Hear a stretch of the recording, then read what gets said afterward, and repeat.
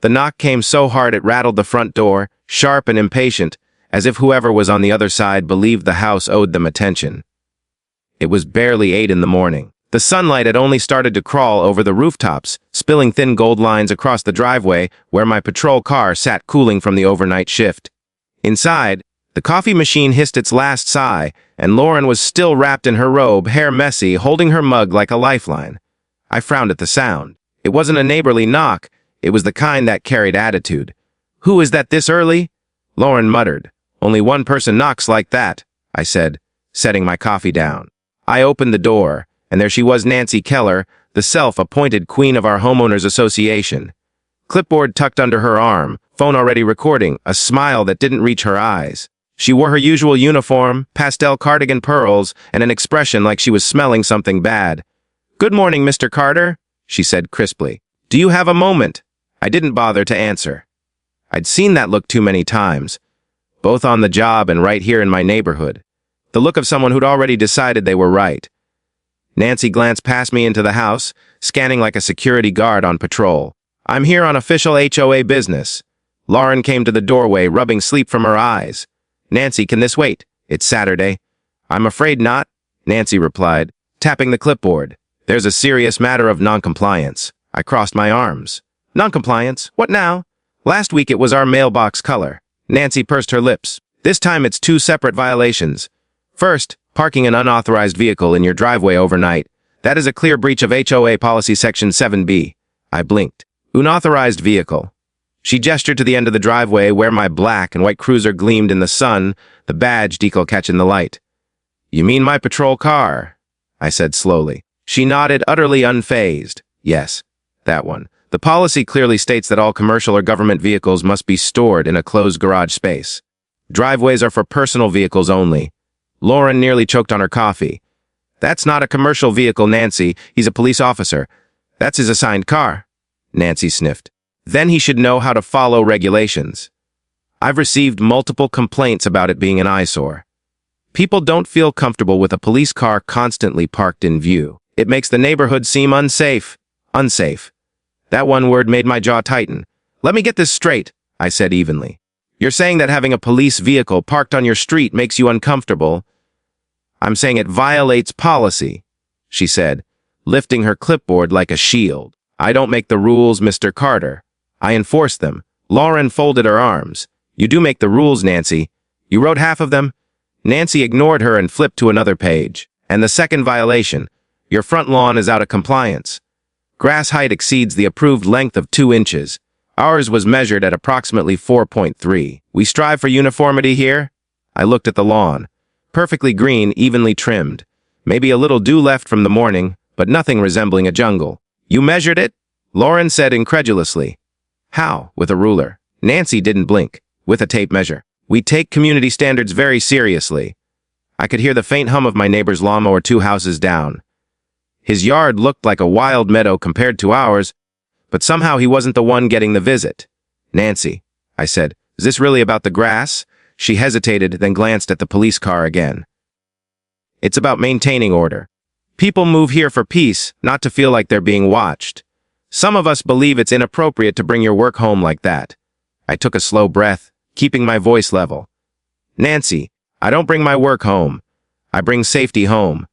There's a difference." Lauren stepped forward. "And if you're going to quote the HOA handbook, maybe you should check the bylaws that say emergency service vehicles are exempt from those restrictions." Nancy's eyes narrowed. "That's not what the new addendum says. I proposed an update last month to pass by board vote." I frowned. "A board vote? When was this meeting?" "Wednesday afternoon," she said smugly. "I work Wednesdays?" I said. "Most of the neighborhood does." "Well," she said with a shrug, "those who care about community make time." There it was, the line that Nancy always used to end conversations. A polite insult wrapped in fake civility. I could feel Lauren stiffen beside me. She'd had enough. "Nancy, you can't just evict people because you don't like their cars or their lawns." Nancy's mouth twitched. "Actually, I can, if they repeatedly violate policy. Consider this your official warning." She reached into her clipboard and pulled out an envelope, sealed with our names printed across the top in block letters. She thrust it at my chest. 30, day notice of eviction. Failure to comply will result in legal escalation. For a moment, I just stared at the envelope. My fingers brushed the paper, but I didn't take it. I looked at her, standing there so proud of her authority, convinced she was the law. Then I slowly accepted it, folded it in half, and tucked it into my pocket. "You've made your point," I said quietly. Nancy tilted her head, smiling in that tight, self-satisfied way of hers. "I'm glad we understand each other." She turned to leave, heels clicking down the walkway. The sound echoed like small hammers on concrete. Halfway down, she glanced over her shoulder. "And Mr. Carter, I would appreciate it if you didn't use your professional position to intimidate me. HOA matters are civilian matters." "Wouldn't dream of it," I said. She left, disappearing around the corner, still holding her phone up to record the whole encounter. For a while, neither Lauren nor I spoke. The air felt thick, heavy with disbelief. "Finally," she said. "She can't actually do that, can she?" I sighed and looked at the driveway again. The patrol car gleamed like a silent witness, badge shining bright in the morning sun. "She can try," I said. "But trying and succeeding are two different things." Lauren frowned. "You're not going to let this go, are you?" I gave her a small, tired smile. "No, honey, I'm not." She smiled back faintly. "Good. Because if she thinks she can bully us out of our own home, she picked the wrong people." I nodded, the decision already settling in my chest like iron. "Yeah," I said quietly. She definitely did. The rest of the morning passed in silence. Lauren went back to her coffee, muttering under her breath about tape measures and tyrants. I sat on the porch, watching the neighborhood wake up. Families heading out, kids biking down the street. Everyone pretending they didn't just see Nancy march up here like the sheriff of suburbia. I pulled the envelope from my pocket, looked at the bold black letters, and shook my head. "Eviction notice," I murmured. "All right, Nancy, let's see how official you really are." And somewhere deep inside, I felt the switch flip, the one I usually save for suspects who push too far. I wasn't just going to ignore her. I was going to find out exactly how she thought she could pull this off. Because if Nancy wanted a war of rules and regulations, she'd just picked a fight with someone who knew how to enforce the real ones.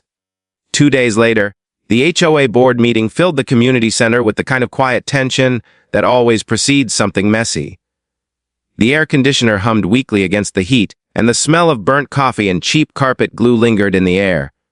Rows of folding chairs lined the room, most of them occupied by curious neighbors who'd shown up to watch what they thought would be another petty argument about lawn decorations or mailbox paint. Lauren and I walked in together, hand in hand. She was calm on the surface, but I could feel the tension in her grip. She hated confrontation, especially the kind that involved Nancy Keller and her army of rule books. I didn't blame her. Nancy had a way of turning even the simplest disagreement into a courtroom drama. Nancy sat at the front table, clipboard resting like a scepter before her. Her hair was perfectly coiffed, her pearls gleaming under the fluorescent lights. To her right sat two of her loyal board members, both looking like they'd rather be anywhere else. On her left, an empty seat waited, for me. As soon as we entered, the murmurs started. "That's him?" someone whispered. "The police officer she tried to evict." "She really tried that? Over grass?" "Over a car," I heard.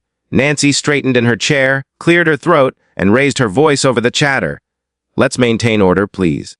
This is an official HOA board meeting, not a gossip session." The whispers died down. I could feel every pair of eyes in the room tracking me as I walked to the front. I didn't take the empty seat beside her. Instead, I stood. "Mr. and Mrs. Carter?" Nancy began, her tone sharp but rehearsed. "You're here regarding the 30-day eviction notice issued last week." I nodded. "That's right. Though to be clear, we're not here to appeal it." That got her attention. Her brow creased just a fraction. "You're not?" "No," I said, setting a small black folder on the table. "We're here to address a different matter." Lauren's lips curved in a small, knowing smile. She already knew what was inside that folder. Nancy leaned back slightly, crossing her arms. "And what matter would that be?"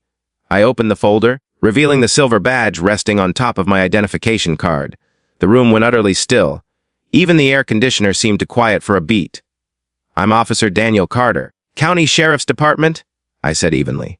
"And as of this morning, I've been assigned to investigate several complaints that trace directly back to this HOA board, specifically to you, Mrs. Keller." Nancy blinked, caught off guard for the first time in her carefully controlled life. "Complaints," she repeated, as if the word itself offended her. "Against me." I nodded and began to slide a few papers from the folder. Multiple residents have reported harassment, falsified citations, and unauthorized entries onto their properties. These were filed officially with the county, and after reviewing them, I found an interesting pattern. Your name, your signature, and your cell phone number on almost every one. The room erupted in whispers again. Nancy raised her voice, trying to recover her composure. That's ridiculous. These are baseless accusations. I've done nothing but enforce community standards. Lauren stepped forward, her voice calm but firm. Enforcement doesn't include trespassing, Nancy. You've been walking into people's yards, taking photos through their windows, and threatening fines that don't exist. That's a lie! Nancy snapped, but her voice cracked slightly. I held up a printed email. Is it? Because this is your email from 3 weeks ago, addressed to the HOA mailing list. You wrote, and I quote, "The Carters think they're above the rules. I'll teach them a lesson they won't forget." A collective gasp rippled through the audience. Nancy's face went pale, her hands trembling slightly as she tried to speak. That was taken out of context. Really, I said, sliding another page forward. Because here's another email to a contractor you hired to document violations, before the board even approved them. And here's one more, sent to a real estate contact, where you asked about the process for fast-tracking an eviction. Her lips parted, but no words came out. Lauren crossed her arms. You weren't enforcing rules, Nancy. You were targeting us. I reached into the folder one last time and placed a small digital recorder on the table. I pressed play. Nancy's voice filled the room, sharp, smug, and unmistakable. You can't just say it's a patrol car. Rules are rules. He wants to play cop. Fine. Let's see how he likes being on the other side of one. The whispers turned to open outrage. One man near the back shook his head. Unbelievable.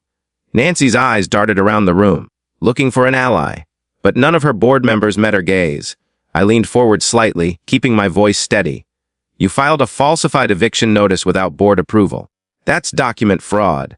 You entered private property under false pretenses. That's trespassing. And you've used your position to intimidate and harass multiple residents. That's harassment and abuse of authority. Nancy tried to stand, but I raised a hand. Sit down, please.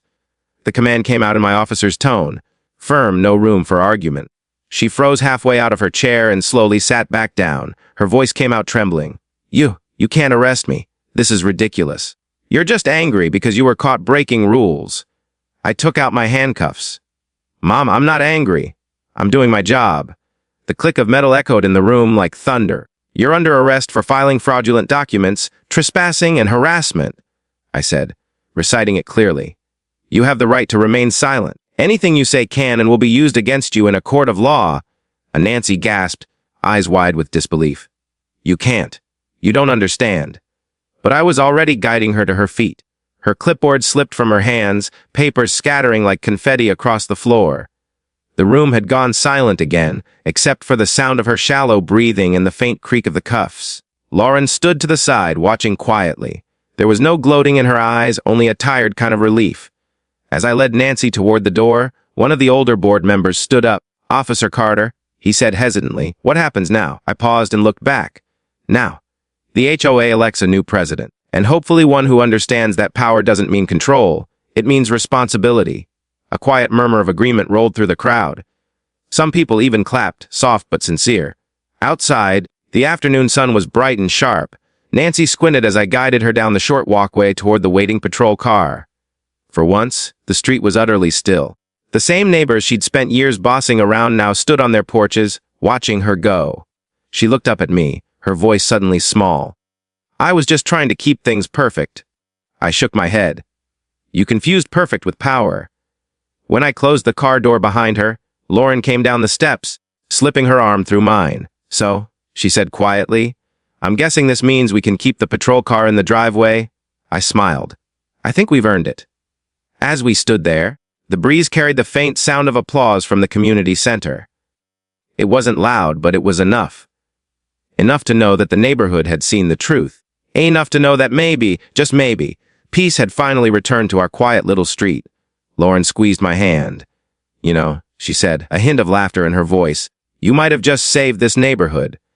I looked down the street, the sun glinting off the badge on my belt. Nah, I said softly. I just arrested the problem.